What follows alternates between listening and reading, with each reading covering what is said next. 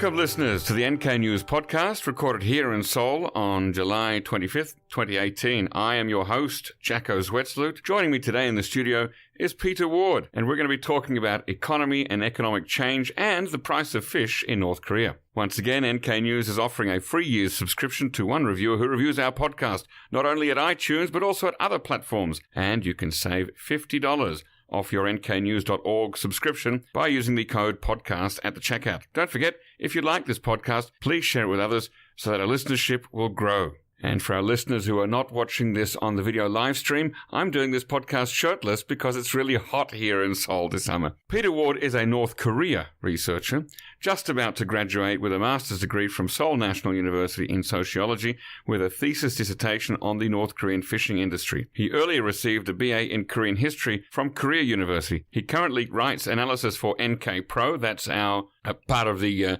NK News umbrella. And just last week, he returned from a 3-week trip to the north, and we're going to learn a little bit about what he saw there. So, Peter, when I was young, we used to say in Australia, what's that got to do with the price of fish? Which I think was probably just a nicer way of saying, so what? Or, yeah, and, but your MA thesis has something to do with the price of fish, or the price of fish has something to do with the North Korean economy. Please, what's it all got to do with the price of fish? Who ultimately decides what the price of fish is, and who profits from fish? So who is making the money out of fish sales?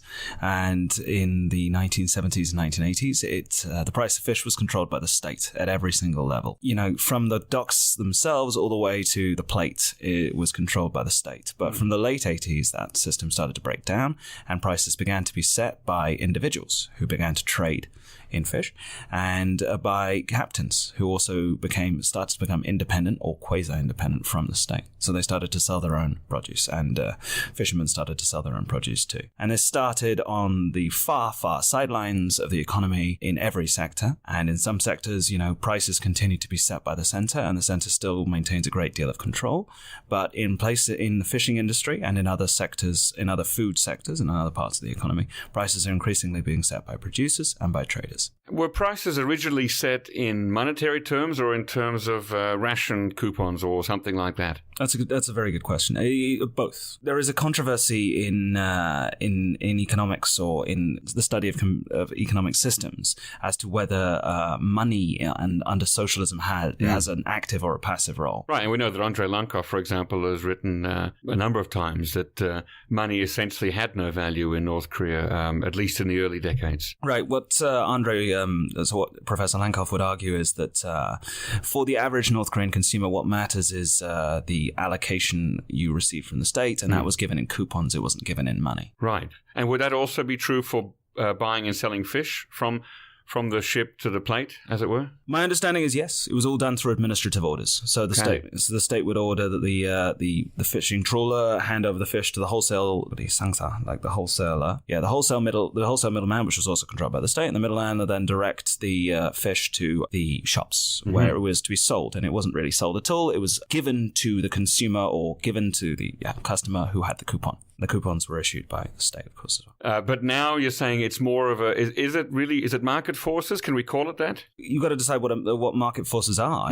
Supply and demand from my Year 10 economics textbook? Well, that's exactly what it is, yeah. And that's the case in many sectors of the economy. In fact, the state has basically ordered that every sector of the economy, to some extent, utilize market forces. Is that a result of, or an unintended consequence of, the public distribution system having broken down in the 1990s? In consumer goods, yes, but in the defense sector, for instance, for my sins, one of my hobbies is reading North Korean official publications, and while I was in the North this time, it's a big sin.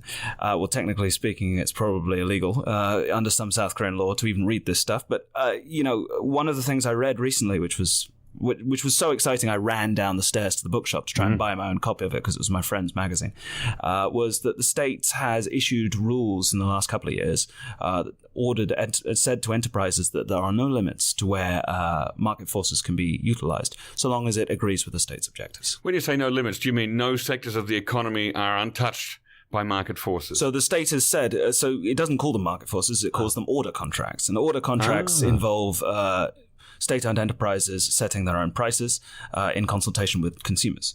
And consumers can be other factories, consumers can be shops, consumers can be literally you and me. It says that there should be no limits on where order contracts can be used. They can be used in every sector of the economy. Now, is that a deliberate, using that term order contracts, is that a deliberate choice to avoid using terms like market force or supply and demand? They increasingly do talk about supply and demand as being important in price setting, and it's more prominent now than it's ever been in their discourse. But yes, they don't use markets, and they don't use the word market very much. They use it a bit, not anywhere near as much as we would, and they would avoid terms like market forces. Now, in the fish market then, so back to the price of fish, we've heard that in North Korea, you've got obviously the North Korean official currency, but there's also people dealing in hard currencies, so that'll be sort of a combination of US dollars, euro, and Chinese renminbi.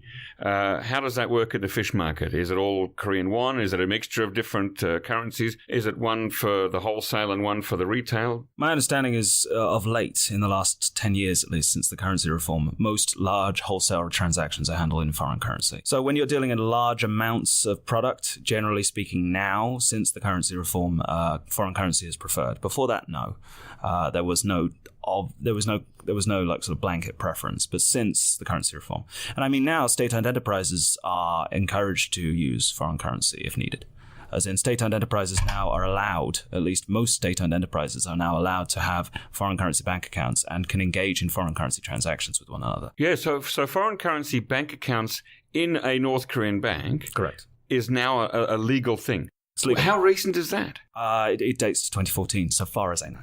Wow. I read it actually at the airport a couple of days ago. I found it in one of their publications. Yeah. It's all well and good hearing rumors. It's all well and good hearing it from a number of reliable sources. But when they admit it openly in their own publications, that's a big deal. In 1984, so they were trying to introduce what was called the Industrial Combines Reform, and they were debating, what size enterprises should be. Basically the idea was you'd create larger enterprises which would be easier to manage and easier would find it easier to interact with one another. Anyway, there's a lot of reasons why they were doing it. But one of the proposals put forward was that enterprises, especially trade enterprises, would be able to trade with each other in foreign currency. And Kim Il-sung directly vetoed this. And he said in a speech that this represented a violation of state sovereignty. And now it's part of the system. And they openly admit it. Wow. Have you heard or read any stories or seen any evidence yet that a North Korean with one of these bank accounts can just go to an ATM with a card and pull out some US dollars? Is that a real thing, or am I imagining it too far here? So North Koreans, I've heard stories, North Koreans do use foreign currency in shops. Right, but they might just hold it in cash under their mattress, right? But to actually have it in a bank account and then coming out through an ATM, that'd be a different story, wouldn't it? So I've only saw one ATM in the country, and that was at the airport, and it wasn't working. I can say that I think that the state has a plan for this, and it's had for about the last, I don't know how long they've been trying to do this, but I imagine since the early 2000s is my understanding. You park your money in foreign currency bank accounts, or rather you park them in foreign currency payment mechanisms like the Nare card or the Kumgil card, which is newer. It's issued by the Daesung Bank. These are prepaid, sort of like you load up money onto a card and then you spend it until it's down to zero and you load it up again, right? Right. So you take your foreign currency and you park it on one of those cards. That's the idea. Whether they also have whether the average citizen is also encouraged to have foreign currency bank accounts, I've not seen any direct references to that. Maybe they are. Now, having this go on, this must imply a certain level of trust in North Korea's banks and state institutions. Tell us a bit about the failed currency reform, or at least the effects of the last currency reform and how people reacted to that. Well, I can only tell you what is already widely known. I don't research it myself. I can tell you what researchers say, which is basically that it was catastrophic for sort of medium level capitalists in the system. So, the really, really big people who were making a lot of money were fine because they held most of their money in foreign currency. So people who owned, people who owned 4 or 5 ships are probably fine. Right. But people who, were successful wholesale dealers and were just dealing in fish, maybe smaller scale successful wholesaler dealers, got a couple of freezers at home kind of thing in the fish market. Or, if you're a garment trader, then you've got, several, you got a pile of clothes. You got a whole room dedicated to clothing, but you don't have like your own warehouse. Those people were wiped out by the currency reform because they had massive domestic currency holdings, most of which they were not allowed to exchange, right? So there was a very set limit on the amount of money you could exchange. So the effect was that people who already had a lot of foreign currency were rewarded, and people who didn't have a lot of foreign currency were encouraged to use foreign currency for their holdings of cash in future. Was that an unintended consequence of, did the government want this? I think that what they wanted to do was expropriate the nouveau riche and give the money to the working class. And you can see that in, the industrial working class, as it were, who they think of as being their, support base. So what they did was they tried to expropriate these people who had this large pile of cash at home. And they're still very concerned about the fact that there are large cash holdings which are not in state banks and which are not in state-owned enterprises. And they talk about it a lot. What they did was try and expropriate these capitalists, or whatever they would call them, and direct those funds towards people who they considered to be their support base.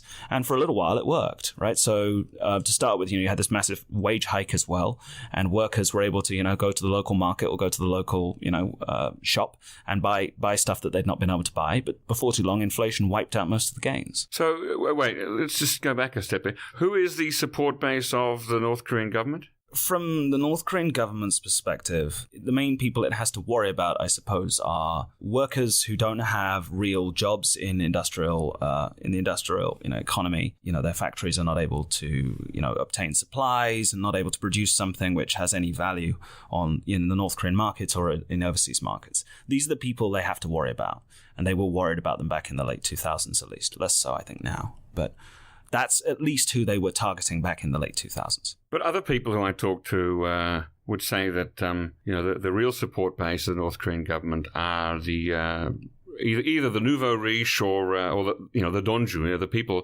with the money, the elites. That if they lose the support of those people, then the state is teetering on the brink of disaster. I would agree with that. I would just say are there two support bases? I was not trying to imply that the people who they were trying to help in 2009 were necessarily the people who actually maintain the system. So maybe that's maybe I misphrased that. Now, you've recently, as I said, you've come back from 3 weeks in North Korea. What did you see that is relevant or useful to your economic research? Just that the system that is described in their laws and in their official publications does seem to have been implemented, and people are not scared about talking about it. It's not a secret that order contracts are everywhere, and it's not a secret that competition is everywhere.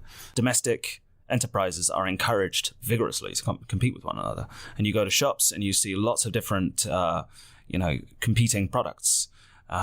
Many different brands of soft drink, for instance, or many different brands of tin fish, and it's all on display. And you can mention it to people, and it's not something people are ashamed of. If anything, it's the new system. So many aspects of the new system are openly discussed, even with people like me. Were you able to visit a market, a Jangmadang, even the Tongil-Shijang in Pyongyang? Actual residents, foreign residents of Pyongyang can go to Tongil Market. They can also sometimes go to other markets. Obviously, we drove past them. We stopped outside one in off hours because it's very near a place we were going to see. In fact, we stopped outside two at various different times. I saw three, but I didn't go inside any of them. But, they look like department stores. As in my image of a North Korean market is, sort of rather ramshackle. So these are not stalls? They're like department stores. They look like department stores, from the outside at least. They're very impressive, nice buildings. And that dates from the mid-2000s. The early to mid-2000s. And the state, I have actually seen official references to why they did it. While I was in the country, I was reading a book which you can't obtain outside the country, but is not secret. It was on a bookshelf. I have not been able to find it since I left the country. But I saw an entry on this whole sangjamhwa, is what they call it in Korean, which is like literally creation of shopization. Like the shopization. And they explained... It's interesting. When the North Koreans don't want to describe something they want to talk about something, a sensitive topic, but they want to be, when they want to talk about it, but they don't want to say anything that could be incriminating, they just talk about it in general terms, right? So they talked about why something like shopization would be done. And they explained it was for hygiene purposes, it was to create order, etc. So for those of us who are trying to understand the North economy as it functions today, where should we begin?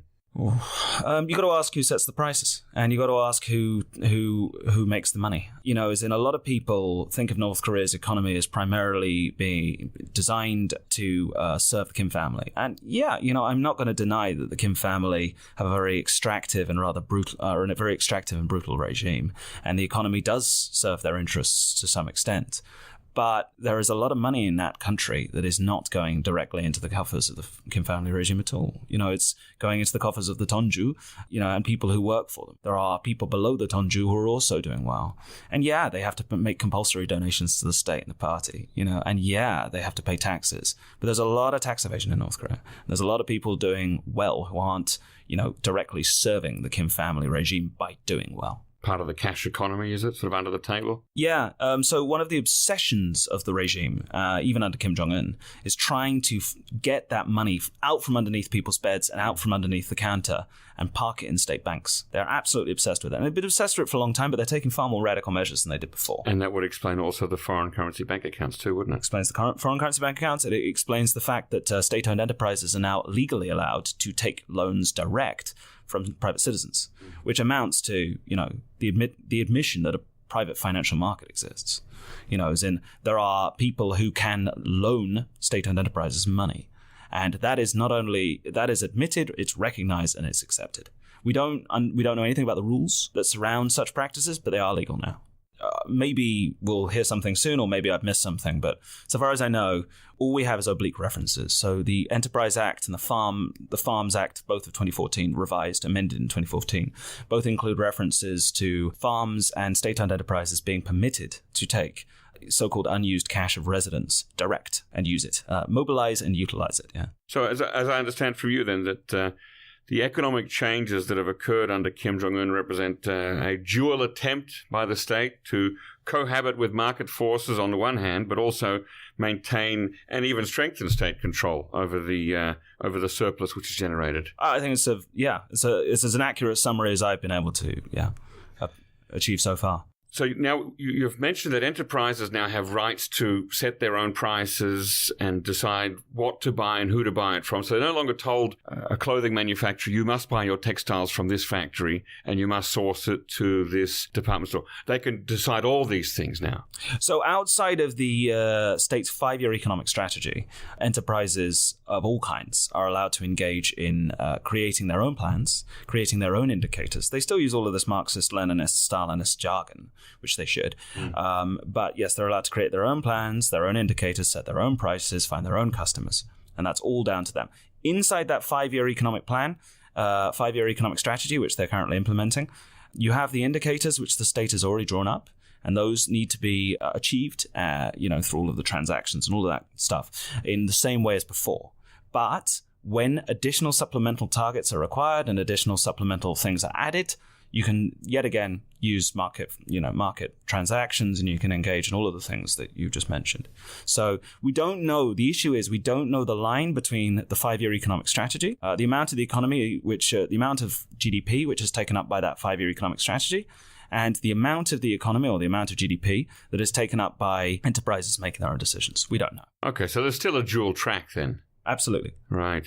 Now, I'm interested in why you said that they should still use Marxist words and phrases. So 6 years ago, I wrote a column for Asia Times, and I'm still very proud of it. But I basically said that, if the North Koreans want to reform their economy, they're going to have to reform it whilst trying to make it sound like they're not reforming their economy. And that's exactly what they're doing.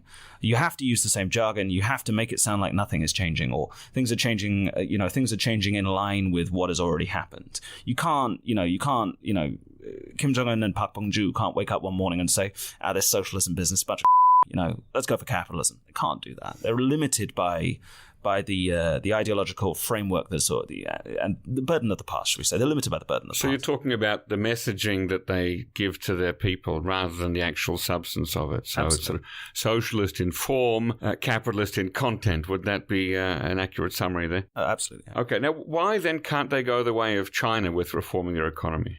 Well, maybe they will. But China has said, Mao was great in. There was even a number. I can't remember what it was now. Like 70-30. Thank you. Mao was right in 70, wrong in 30. So they were able to not be so burdened by the past, and even use words like reform, which you'll agree in North Korea you can use word like measures, but you never say the word reform. You never say opening. Tell me why that is. What's different between North Korea and China? Back in the 1980s, Kim Il-sung and Kim Jong-il, who were basically until the late 80s, father and son, right? But they were until the late 80s. It looks like they were both in charge of the country, and they debated and seriously considered reforming the country and decided against it. And when they decided against it, they started referring to the word reform as being a swear word. And especially as the Soviet Union started to reform, it became more and more of a swear word in North Korean ideological discourse. So the use of the terms, especially reform, but I think opening too, they're just absolutely taboo. And they remain taboo today. If you read North Korean newspapers, you will see reform referenced when it is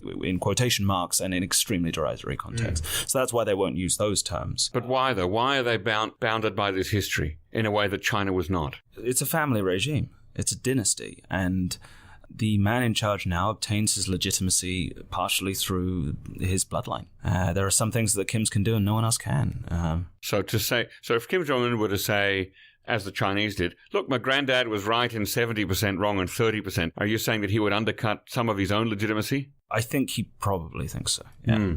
Whether he's right or not, I don't know. Maybe he doesn't think so, but I think so, yeah. And what about the existence of a competing state in South Korea? Does that also present a challenge to actually doing reforms in North Korea? Yeah, well, Andre would say so. So Professor Lankoff would definitely say so. I think it does. I think, South Korea is immensely wealthy, and North Koreans know that. That means that, socially speaking, the regime has to keep a very, very tight grip on the country. And when you have such a tightly controlled society, it is very difficult to reform the economy. There are lots of economic costs and impediments posed by keeping people strictly within strictly within a certain area in which they're allowed to live, their province or a county. They have this thing. What do they call it? What's the official term? Like the travel order, 여행질서. The whole sort of like you have a permit to leave your province or something. Right, you need permits to leave your province. There's a strict and tight control over information inside the country, and not all information is, about Kim family. There's a lot of information out there which could be very helpful for people who want to start businesses and who want to innovate. And the regime is quite serious about science and technology and innovation, but they don't let their people access the internet, and useful sources of information remain completely cut off from North Korean people. So there's a lot of costs associated with that level of social control. Well, let's talk a bit about agricultural reforms and farmers, because that's a big thing, obviously. North Korea is still, just a broad question throwing out here, ballpark figure. What percentage of the North Korean economy is farming, is agriculture? My memory, 20%, but okay. I'm not absolutely certain. What can farmers do now, and what can agricultural cooperatives do now that they weren't able to do before? How's that working out? So I went to a collective farm while I was there, and we met a model family, and me being me, I of course immediately brought up economic reforms, and I asked him... Without using the word reforms? No, of course, it's 포전 담당 책임제, right? So it's the field responsibility system. And, it's the correct ideological term. You're like, so what does it mean? And, he says we conserve collective management whilst, providing better incentives or something like that. And then you're like, oh, okay. And I heard that, so what percentage of what you produce do you give to the state? And he said 40%. Now, might be wrong. We've heard 70% elsewhere. We don't know. Where was this collective farm in? It's the 미국 협동농장. So it's in Hwanghae.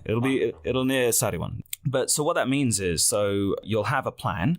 The state will give you a target. You fulfill it. You give a certain percentage of your fulfillment of what you fulfilled to the state. You keep the rest, and you can sell it on the market. You eat it. Do whatever you want with it, and then you'll have your own private plot. And the farm will also have the right to engage in other forms of economic activity on the side, so-called buop. So, the farm might start its own greenhouse on some wasteland or wherever.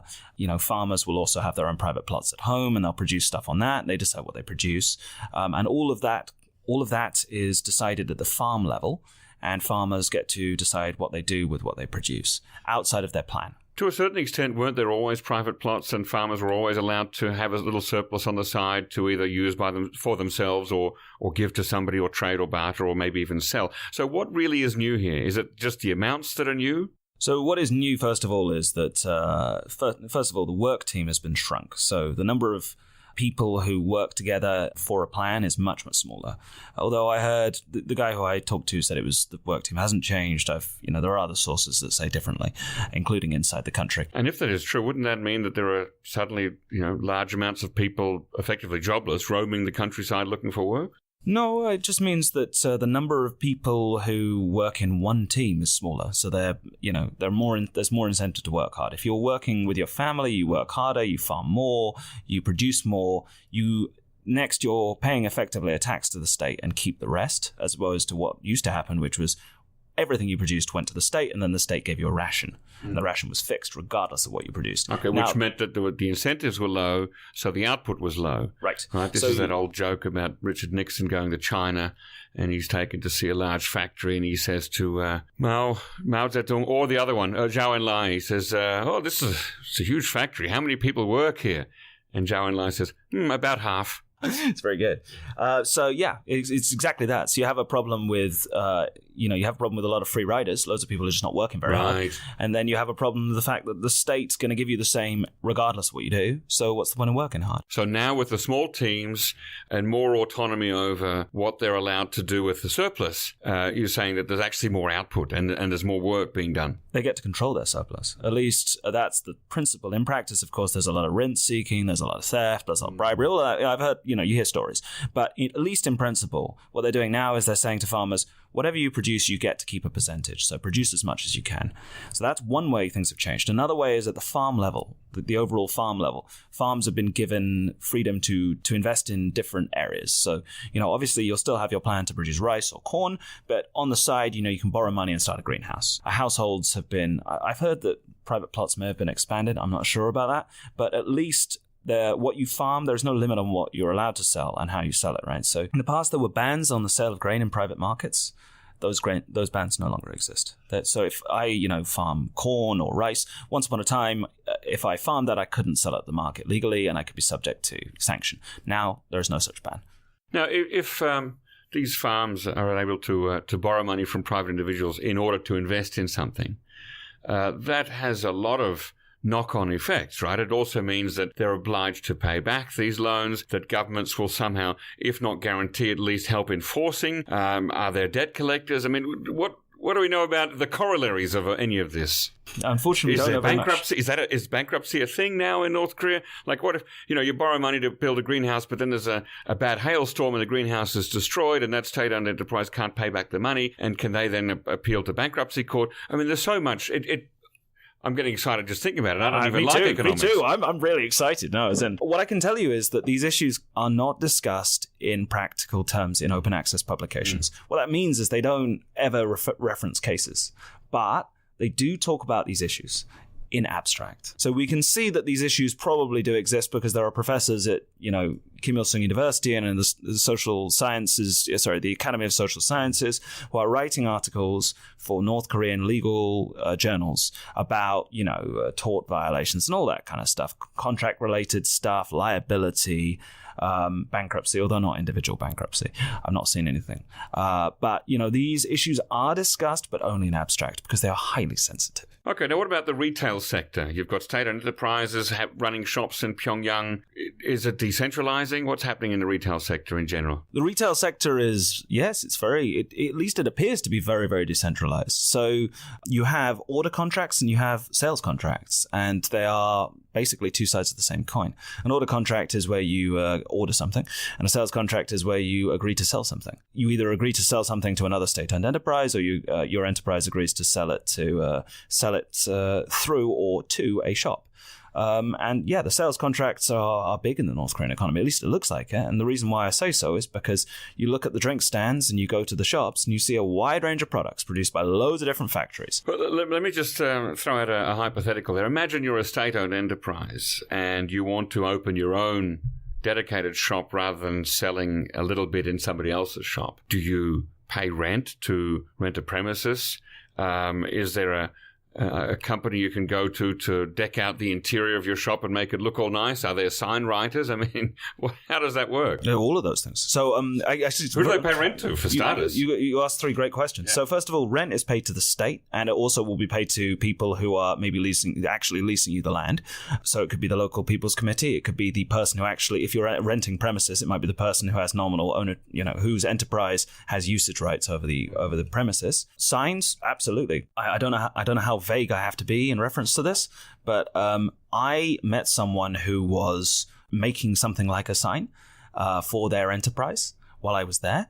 And I asked them how they did it, and they said, we just contact the designers, we draft an order contract, they put the thing together, we look at the product, we pay. It's as simple as that. And that's a state enterprise to state enterprise transaction. There's no price committee involved, there's no planning committee involved.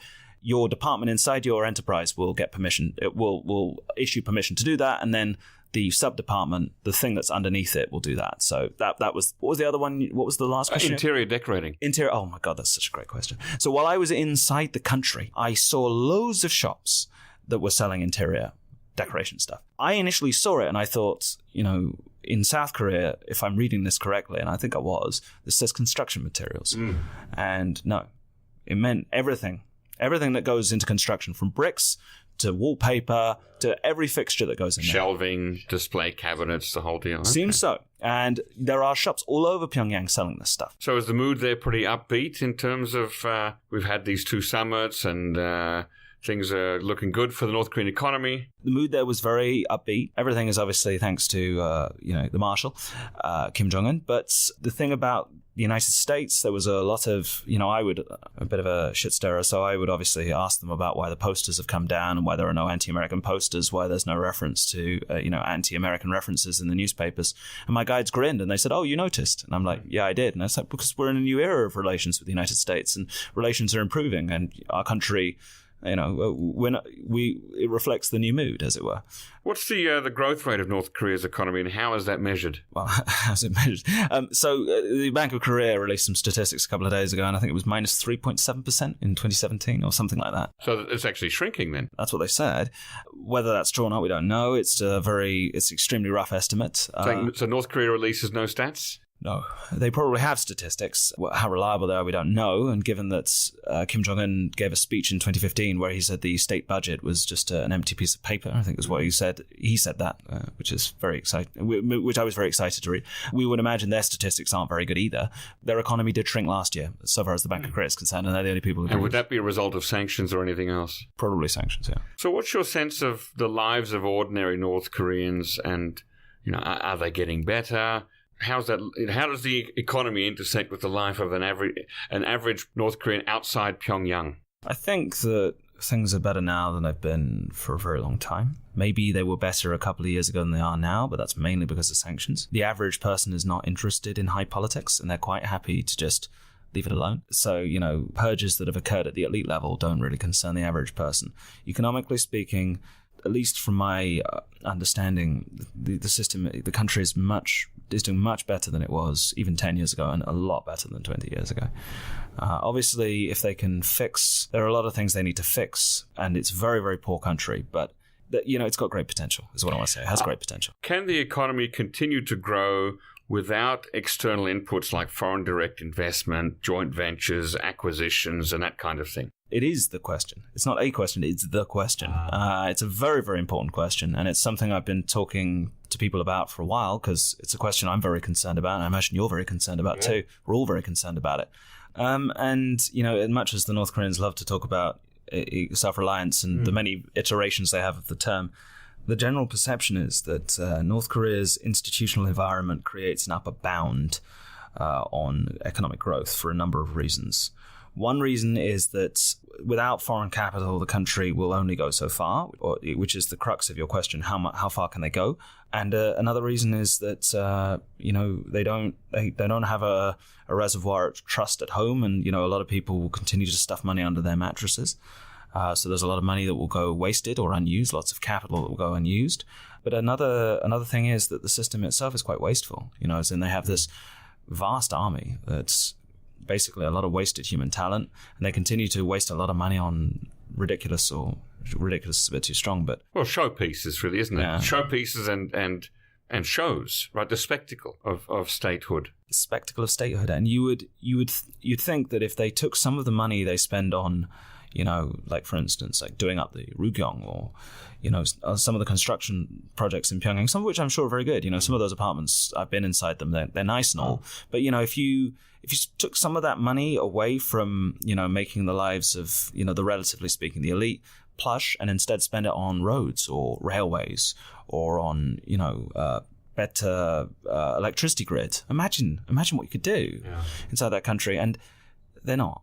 Or at least then, there seems to be a lot of conspicuous waste. So is there a danger to Kim Jong-un and his system if the economy grows too fast or too much? So this was an argument I think that Hwang Jung-yeop made back in the late 90s and early 2000s that I'm not sure if it was I think it was Hwang Jung-yeop, which is the idea that, you keep the people in subjection by keeping them hungry. And as if people's bellies get too full, they'll start to ask questions and they'll start to say, well, now my immediate economic needs to be met. What about my political and social needs? I don't know. I think of North Korea, when I was there this time, I felt like I was in a theocracy. And it's like you would never mock Muhammad in Saudi Arabia.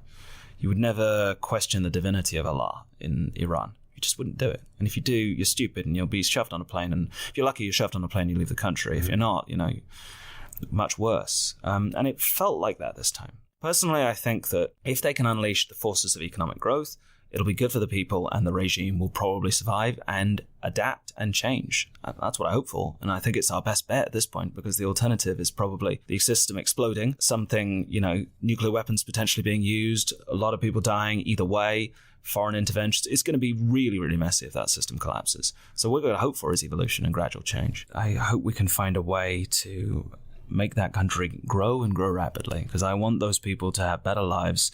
And if it has to be under the Kim family regime, then so be it. So long as they're eating, so long as people are eating better and living better, I can live with them living under the Kim family regime. And I think it's better than state collapse and bloody mayhem. But maybe I'm a bit too cynical and a bit too old. Okay, well, thank you, Peter Ward, for joining us today on the NK News Podcast. We hope to have you here again in the near future. Don't forget, listeners, you can listen to all our shows as well as read full bios and show notes on our website, nknews.org. And if you're a subscriber, you can even read some of the pieces that Peter Ward wrote. NK News is the leading repository of North Korean research, news, and analysis, and we hope to see you there. And you can send feedback, comments, questions, or guest suggestions to podcast@nknews.org. Our podcast was produced, as always, by Arias Dare and facilitated by Chad O'Carroll and Christina Lee. Lastly, a reminder that one random reviewer per week will win a free NK News membership, so please review us after listening and you might win. Also, you can save $50 off your NK News subscription by using the code podcast at the checkout. And now, really lastly, share this podcast with your friends, whether you enjoy it or not, because if we don't hit 5,000 subscribers by the end of this year, I might move to become a fisherman in North Korea. Thank you and listen again next time.